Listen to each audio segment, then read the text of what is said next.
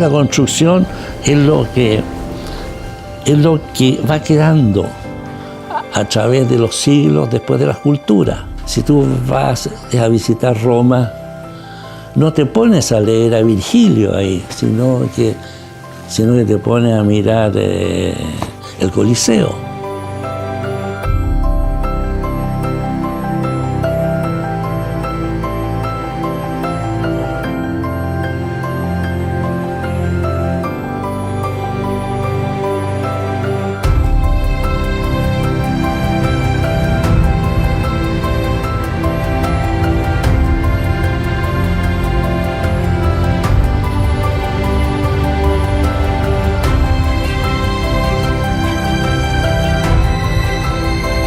Hoy día la Cámara tiene 65 años, probablemente van a venir 65 años más, y yo creo que eso en el fondo lo que hace que esta institución gremial haya sido tan importante, tan valorada, tan reconocida además. La Cámara ha hecho grandes contribuciones a las políticas públicas, la infraestructura vial, la infraestructura portuaria, aeroportuaria, sanitaria y también en el desarrollo de los programas de vivienda social. Este gremio se formó principalmente pensando en nuestros trabajadores. Así partió. Así está señalado en los inicios de la historia de la Cámara. Hoy día la Cámara, después de todos estos años, somos la institución que más invertimos en proyectos sociales en Chile después del Estado.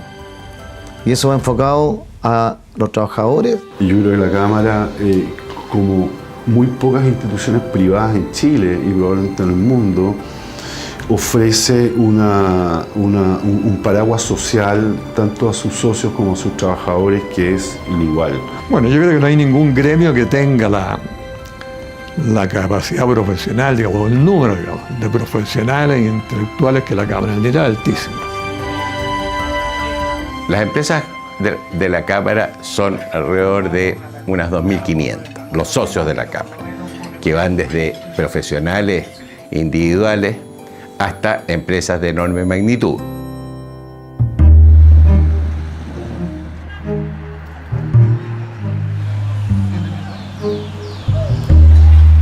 Aquí se juntó un grupo de profesionales, por ahí por los años 50, en que hubo un plan especial en La Serena. Lo recuerdo con Raúl Varela, que lo contaba con mucho entusiasmo. Ellos pensaron que había que formar una representación de la actividad de la construcción. Pensaron que también era importante tener una ayuda de carácter social para los trabajadores, en que uno podría pensar que en los años 50 probablemente no habían beneficios sociales. El presidente González Viguera, cuando asumió la presidencia, el serenense, pensó y estructuró un plan para renovar y darle una nueva cara a la ciudad de La Serena. Hoy día yo lo veo como impracticable que en un gobierno se puedan hacer tan rápido esta cantidad de obras. Hoy día, de que parte un proyecto o la idea hasta que se materializa son más de 10 años. Y en esa época se realizó en mucho menos de 6 años.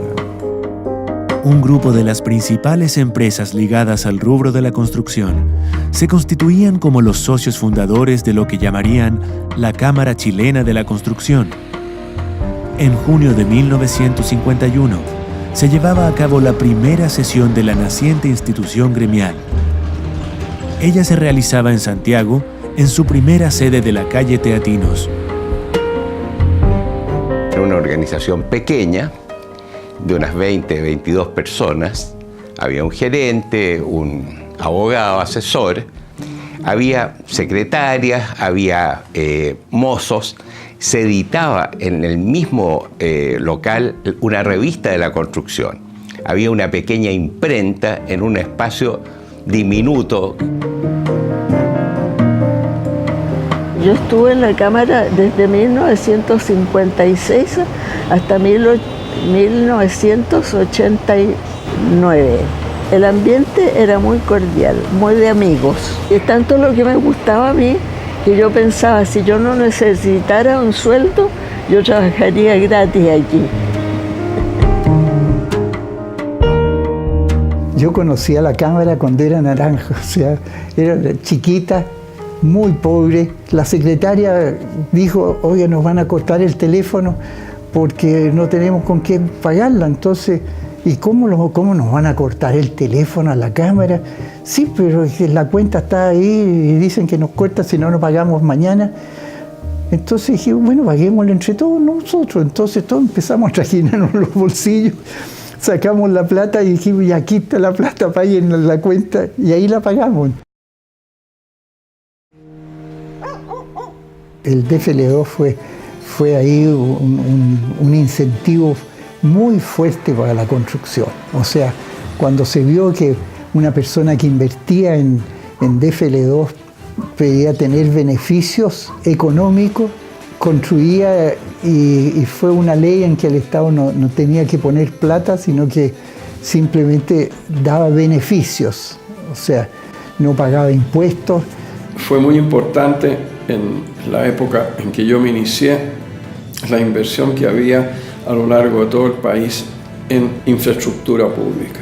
La vialidad principal, vertebral, se fue extendiendo, se facilitó el acceso de la producción a los distintos mercados de consumo, incluso a los de exportación a través de los puertos. Hacer una buena carretera panamericana o camino longitudinal era una tarea esencial, y eso el gobierno de Alessandri hizo algo que hasta entonces jamás se había hecho en esa magnitud. Estamos hablando de 3.000 kilómetros. Al término del gobierno de Alessandri estaba todo pavimentado.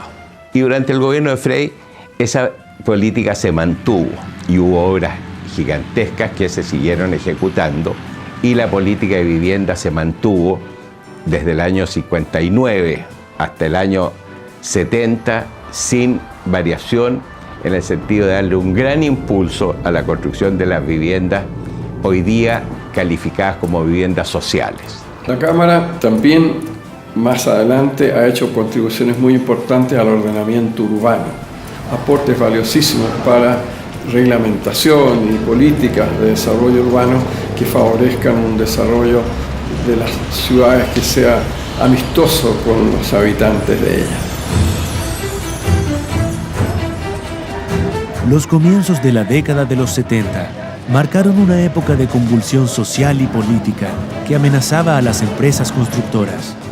Yo fui testigo muy cercano de los esfuerzos que hicieron en esa época desde la mesa directiva de la Cámara personas tan destacadas como Raúl Varela, Hugo León y Arsenio Alcalde por participar en reuniones con el presidente Allende y con diversas autoridades de gobierno. El presidente Allende en estas reuniones en público y en las privadas decía, miren, si queremos estatizar un poquito nomás para que tengamos una pequeña parte hecha por el Estado, pero ustedes los privados van a seguir siendo muy necesarios, muy importantes.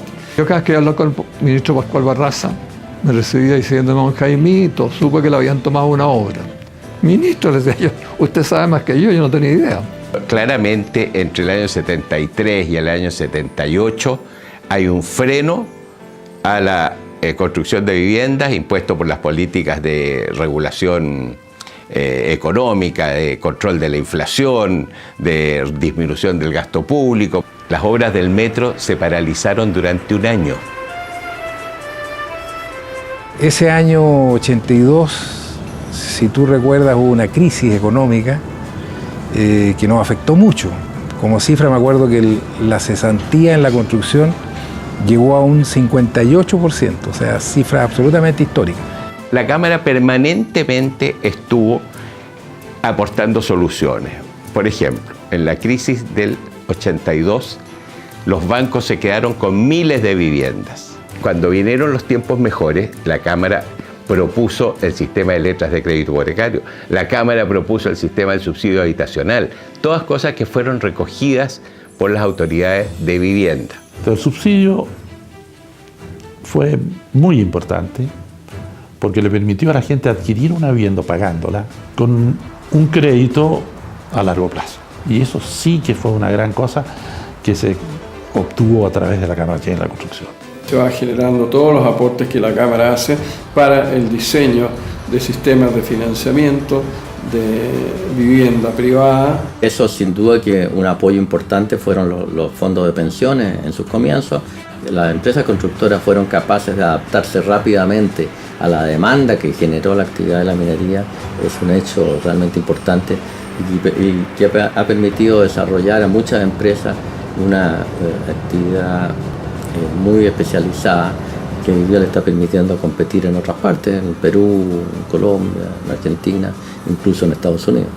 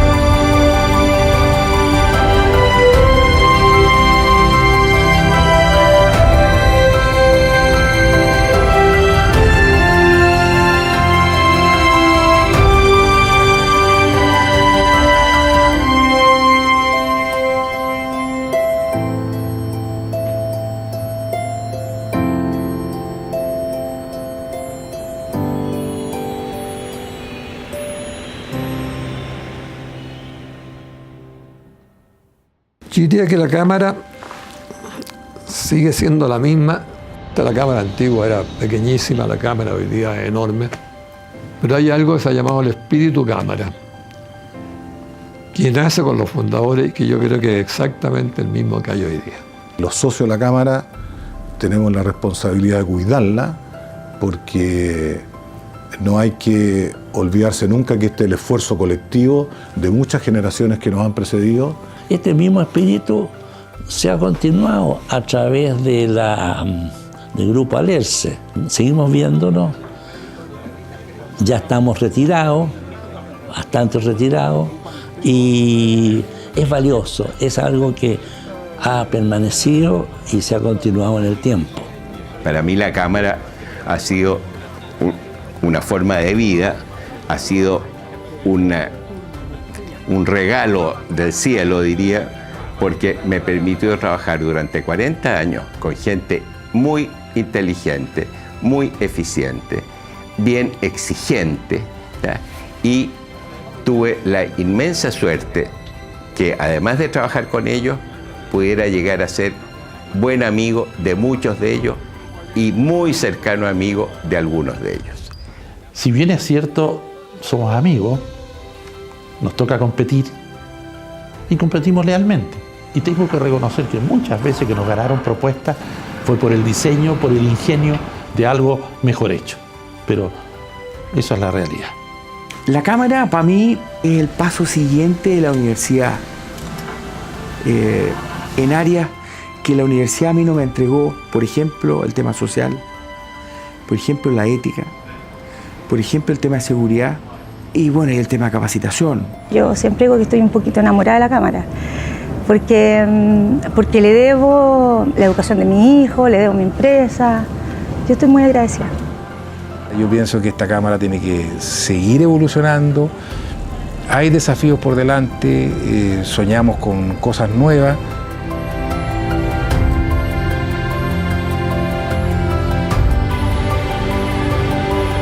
La gracia de la Cámara y de sus socios es que ellos han sido capaces de ir adaptándose al ritmo o más aceleradamente a estos cambios en el mundo y en el tiempo.